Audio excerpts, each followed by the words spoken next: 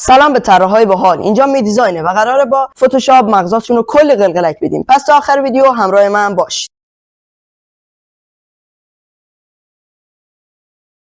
امروز اومدیم با آموزش طراحی کارت ویزیت مدرن و مینیمال. اگه میخواید آموزش خفن رو از دست ندید تا آخر ویدیو همراه من باش. طرحی که ما میخوایم طراحی کنیم یه همچین چیزی هست. پس بریم تا با ایجاد فایل جدید آموزش رو شروع کنیم. وارد منوی فایل میشیم، نیو رو میزنیم و از اینجا سایز رو روی 9:6 قرار میدیم. برای رزولوشن رو روی 300 پیکسل بر اینچ قرار میدیم. کالر مود رو روی RGB کالر قرار میدیم و دکمه کرییت رو میزنیم. خب حالا یک لایه جدید اضافه میکنیم و با ابزار پن تول یک مستطیل رسم میکنیم. خب ابزار کروچر پن تول رو انتخاب میکنیم و زاویه های مورد نظر رو به شکلمون میدیم.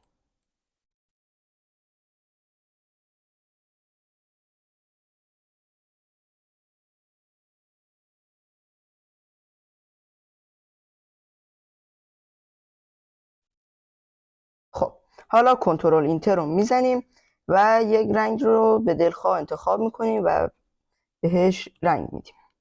خب بعد یک لایه جدید اضافه میکنیم. دوباره با ابزار پن تول یک مستطیل دیگه رسم میکنیم. با ابزار کروچر پن تول زاویه مورد نظر رو به شکل میدیم.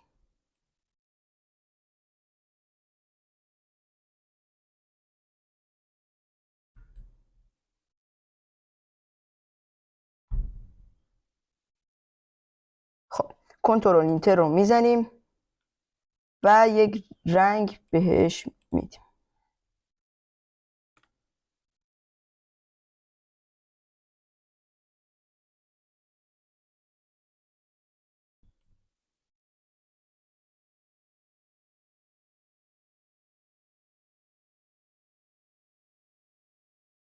خب کنترل دی میزنیم سلکت خارج بشه و بعد دوباره یک لایه جدید اضافه میکنیم و با ابزار پن تول یک مستطیل دیگه رسم میکنیم.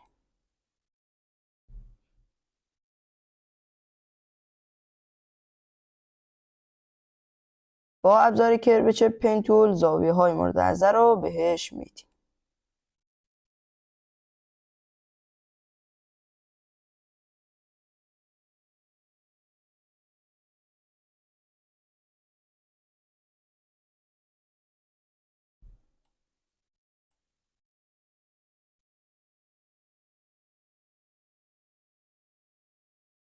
خب کنترل اینتر رو میزنیم و بهش یک رنگ میدیم.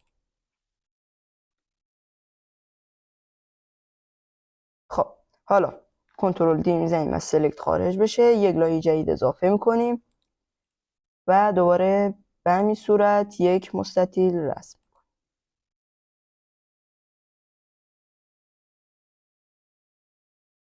با ابزار کروچر پن تول زاویه مورد نظر رو بهش میدیم.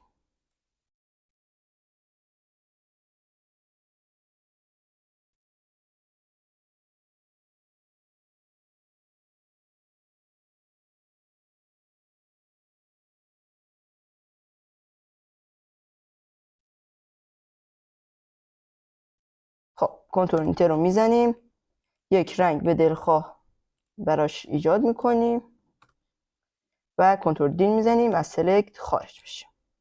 خب حالا وقت گرادینت دادن مثل کار من روی لایه مورد نظر دابل کلیک میکنیم، از بخش لیر استایل گزینه گرادینت را انتخاب میکنیم و ما اینجا با دو رنگ سر کار داریم. رنگ اول با کد رنگی B5772C هستش و رنگ دوم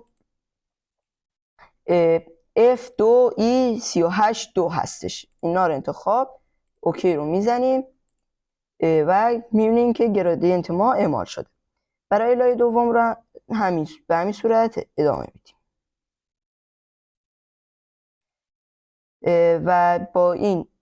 و و اینها با جابجا کردن اینها به شکلمون طرح سه‌بعدی میدیم.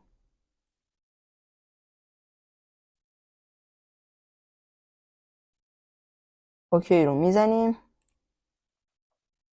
و حالا می‌بینیم که شکل ما صورت سه‌بعدی گرفته. برای این دوتا شکلمون هم همین کار رو ادامه میدیم.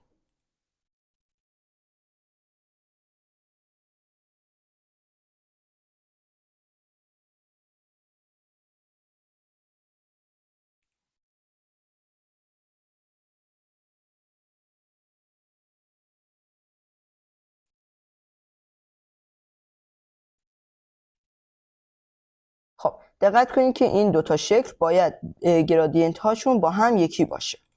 خب حالا ما عکسمون رو که از قبل آپلود کرده بودیم وارد برنامه میکنیم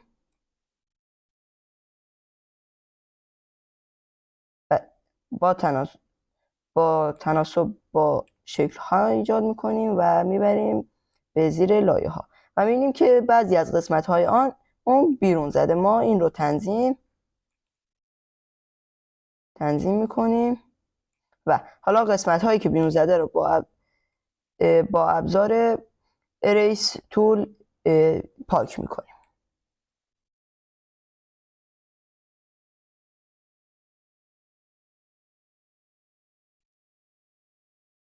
خب ما کارمون رو انجام دادیم و حالا برای این دوتا شکل ما باید یک سایه ایجاد کنیم تا از شکل‌های زیری جدا باشه. دبل کلیک میکنیم و گزینه دراپ شادو رو انتخاب و اوپاسیتی رو روی 35 قرار میدیم. این گزینه ها رو مطابق با من انجام میدیم. برای هر کدوم اعمال میکنیم.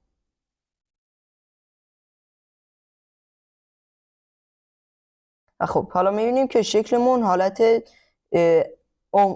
حالت عمقدار گرفت. حالا ما میایم برای ایجاد این بک‌گراند مشکی رنگ یک شیپ رسم میکنیم و با استفاده از پالت رنگ مشکی رو انتخاب و گزینه آلت بک اسپیس رو میزنیم تا رنگش مشکی بشه و لایه‌شون به زیر لایه ها میبریم.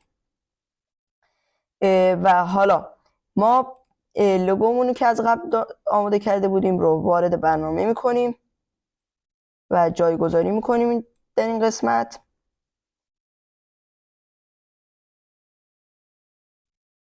و با استفاده از گزینه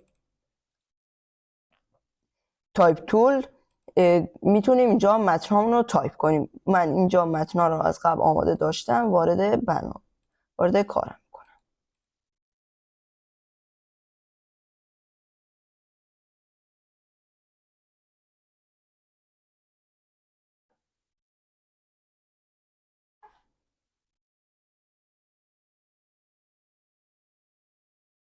انتخاب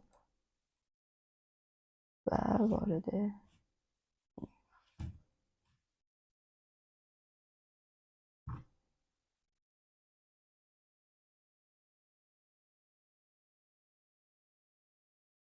ما اینجا اینو انتخاب و به اینجا انتقال. خب اینم مطابق بزرگ میکنیم به دلخواه و اینا رو در جای خودش قرار میدیم. حتما کارتون رو از هر گوشه نیم سانت فاصله بدین تا محدوده امن. به این محدوده امن میگن. و حالا بقیه تکسچرها و متنها رو وارد میکنیم.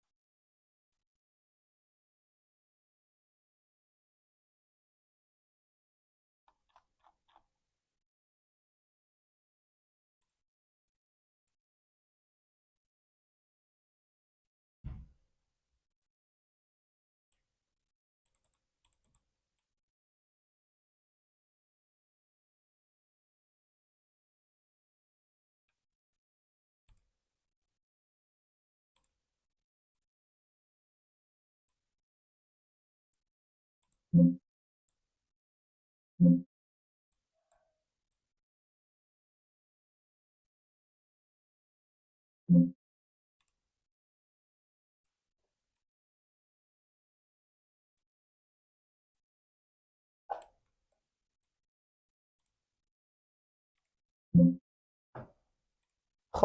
میبینیم که کارت ویزیت ما آماده شد.